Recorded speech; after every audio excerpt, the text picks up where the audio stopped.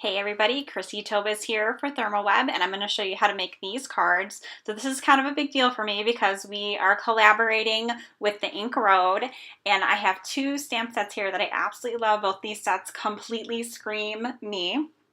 The one is called Expecto Stampo, and then the other stamp set is called Earresistible. So I decided that pretty much no matter what I did, I was combining these two sets together. So I kind of figured out what I thought was a fun way to do that. So I lined everything up using the stamping tool. This is a MISTI. It is not required. I just like using it so I get clean impressions. And I'm going to make 3 cards here for you today. And we're also going to use the flock transfer sheets. So I will say that even though they may not look like anything fancy dancy when I show you them in the video, when you see them in person, they're really, really awesome because they've got flock on them. So they're soft and fuzzy, and you kind of want to be like, ooh, and rub the card. So I love my flock transfer sheets. I can't say enough good things about them. So I'm just going on, I'm stamping the 3 cards. Like I said, I'm kind of doing it like assembly line style, except all the cards are different. So, but I just kind of went along. So these are the flocks and the color choices that I decided to use for all 3 cards. So now this I sped up quite a bit. I'm just inking up the card base. I decided I didn't want just kind of solid white for my cards. It just felt a little bit too harsh. And with that flock that I was putting on there, that's like so soft and fuzzy and everything, I wanted to soften up all of my cards. So this one, I just straight went with red ink on it and made it, it's like kind of like a reddish pinky ink. And then I flicked some water on it to kind of just give it a little bit more oomph instead of just being a solid red background. So then for the next one, I didn't go all green, but I did it like around the edges and the corners and kind of went down a little bit. So really the only thing that's highlighted is that says, "You're just as sane as I am," with the mouse ears. And I should mention the first one says, "My Patronus is," and then it's mouse ears, which is 1,000,000% me. If you don't know me, those are like 2 of my biggest obsessions. So like I said, these stamp sets, I was literally jumping up and down when they were in my hot little hands because I think they're fantastic. So now I tested the first block off camera, but you can see like how amazing and bright it is. So I am just using some terrific tape. This is super duper simple. You don't need a laminator. You don't need anything fancy.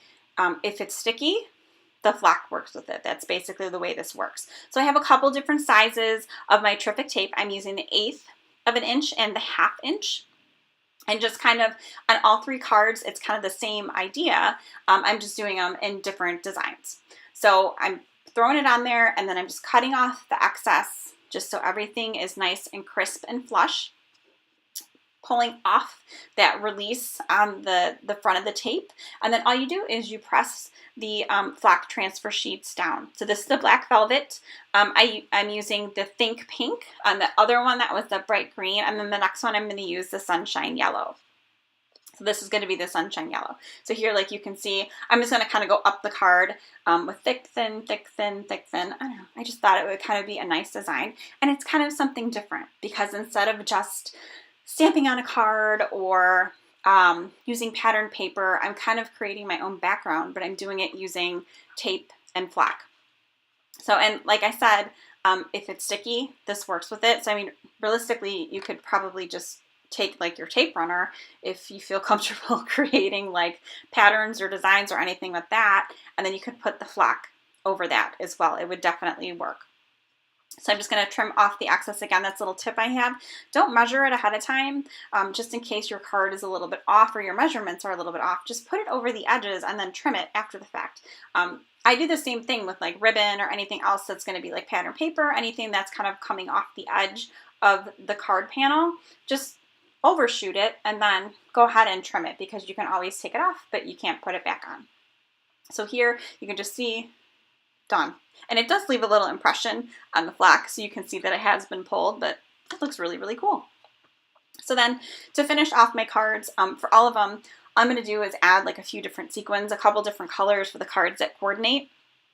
So I have my ZOTS BLING. I really like using this for sequins because they're super, super tiny. So even if you have really small sequins, it works really, really well. And you can definitely use any other glues or anything like that, but then I don't have to wait for them to dry. And I'm kind of like a crafter that doesn't like to wait. So this works for me because 1, I'm not waiting for anything to dry with my flock, and 2, I'm not waiting for my sequins to dry. So guess what? If I have a birthday party that I'm doing these for, boom, done. So these are all of the cards. You can kind of see them together and how bright and amazing that flock is. So thank you so much for stopping by today. Use hashtag DecoFoil and hashtag ThermOWeb online, and we'll find you out there. Have a great day.